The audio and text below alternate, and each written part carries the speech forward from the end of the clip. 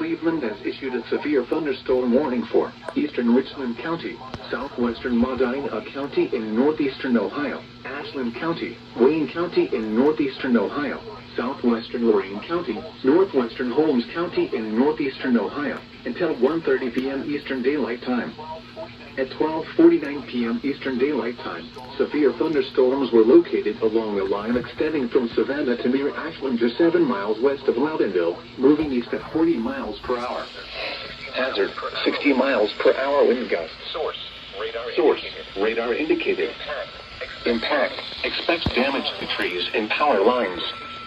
Locations impacted include Worcester, Ashland, Orville, Lodi, Loudonville, New London, Creston, Shreve, West Salem, Chippewa Lake, Hayesville, Savannah, Holmesville, Polk, Sullivan, Seville, Smithville, Apple Creek, Westfield Center, and Spencer. For your protection, move to an interior room on the lowest floor of a building. Repeating, a severe thunderstorm warning has been issued until 1:30 p.m. Eastern Daylight Time for the following counties in Ohio: Ashland, Holmes, Lorain, Medina, Richland, and Wayne.